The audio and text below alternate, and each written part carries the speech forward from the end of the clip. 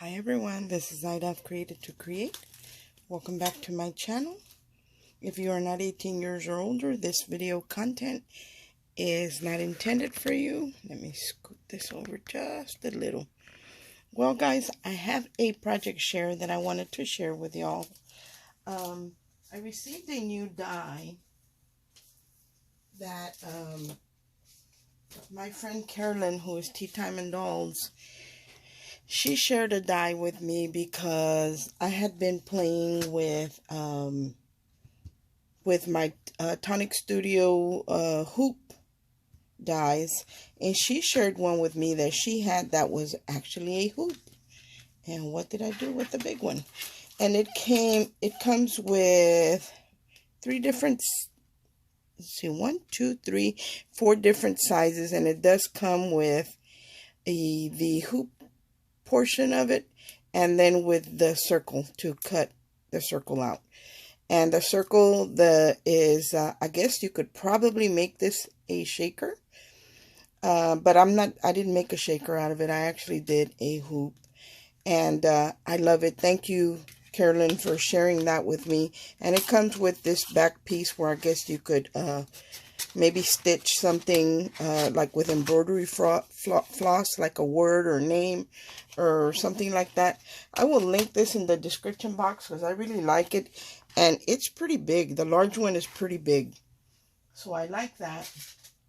And then I was playing with my Tim Holtz Oxide Distress inks, and I had made the tags for my kits that I'm working on, and I thought, I wonder how it would look if I inked it. So I had a scrap piece of paper on my desk.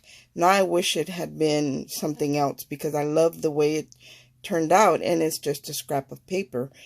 But I used my little daubers, and I just added color with the daubers, and then I sprayed it with water to, for the ink to spread out and do its thing. And then I dried it with a heat gun, and then I used my paint pen, the gold, metallic gold, to add to the tips of the leaves, and I love the way this came out. So I created a card that I wanted to share with y'all. The embossing folder that I used is a 3D embossing folder by Tim Holtz. I actually used 2 for this project.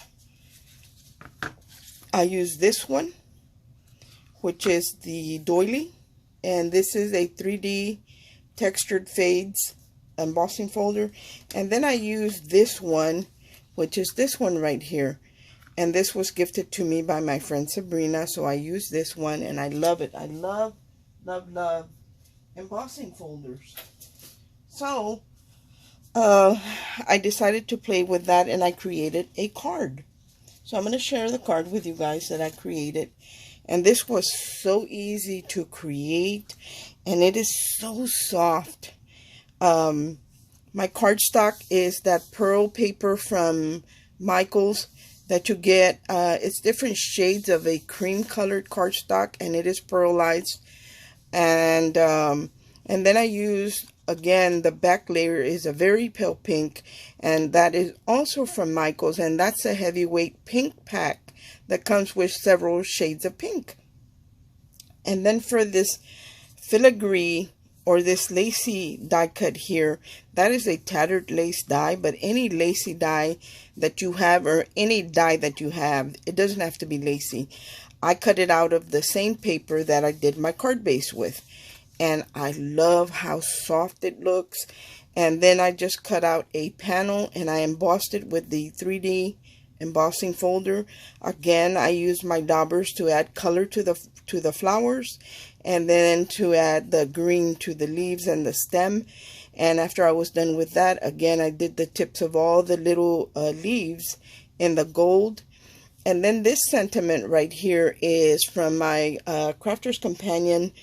It's a banner and sentiment set that she came out with, and it's a notebook, and I love it because it has some of these die cuts that you put a sentiment on, and it has coordinating sentiments that go with the die, and you can thread ribbon through it. So I threaded a piece of ribbon.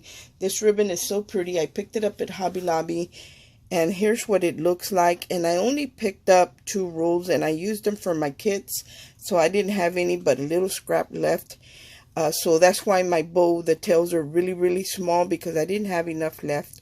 And then I added a couple of ribbon roses and a pearl there. And all in all, I am very happy with the results. And the thing with the dauber, I did try to use the blending brushes, but I didn't have one small enough. And what was happening, that it was getting in between, and I didn't want that. I just wanted to pick up the raised areas, and I feel that the daubers did a better job with that. So after I finished doing that, I thought I'm going to play with my hoop die. And I've never made, oh, here are the panels cut out and embossed. I'll raise it up so you guys can get a really good look at my, at the embossing that it does. It does a really good job.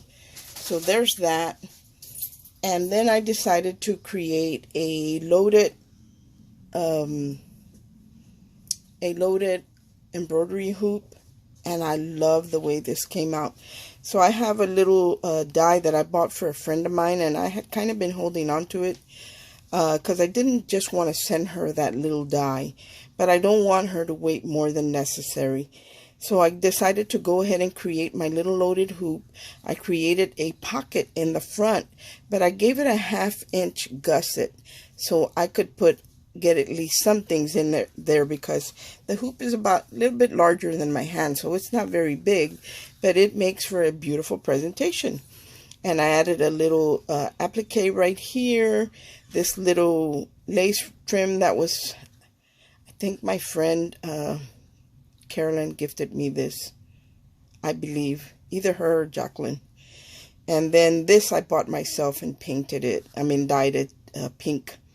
And look at the beautiful embossing and coloring in the back, because when the ladies would embroider, it was mostly flowers and stuff like that. So I thought this embossing folder was perfect for that.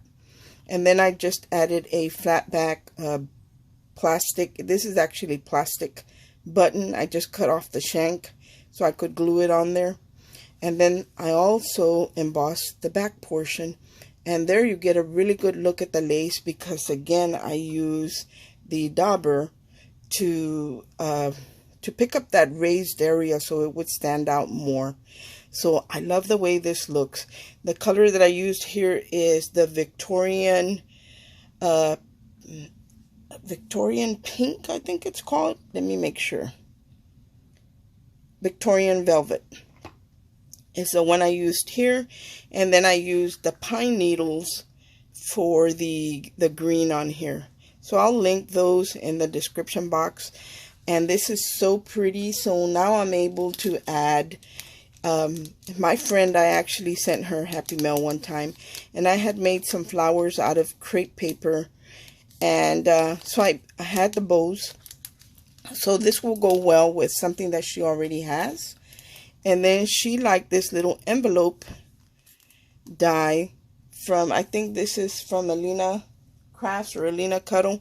I took it out of the original package because it was too big for this little hoop. And I just repackaged it on its own. So that goes there. And then I had these little tiny rosettes in the mint green, and they match with the green that's on the leaves. So I went ahead and included that. You know, just when you want to send somebody something little, you know, or you have something small that you want to send to somebody and you still want to make a nice presentation. So I have these gems that usually these come with adhesive on the back, but I was able to buy them in bulk. And they're very sparkly, and she loves pink and she loves sparkly.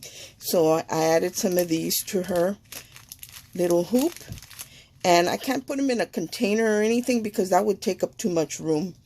And then I added just a few of the sentiments that I cut out.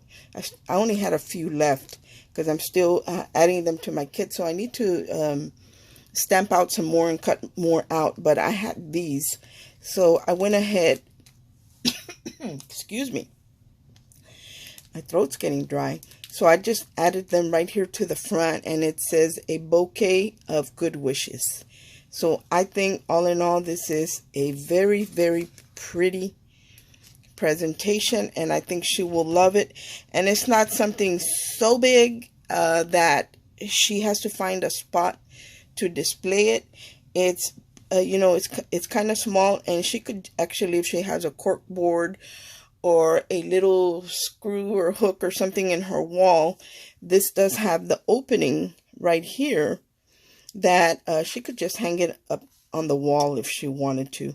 And it's really, really small, but it is completed front and back, and it's pretty sturdy. I did I think it's 3 layers of the outer ring, because the outer ring cuts out, but it cuts a hole in the middle, so you don't get a solid one when you use the one with the knob on it, the tightening screw.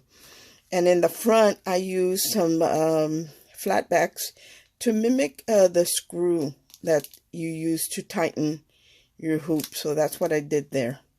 And all in all, I love the way it looks, guys.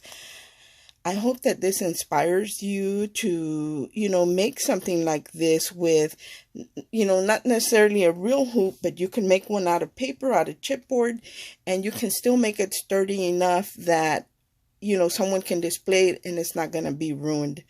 Thanks for watching. I think that is all that I had to share with you guys today.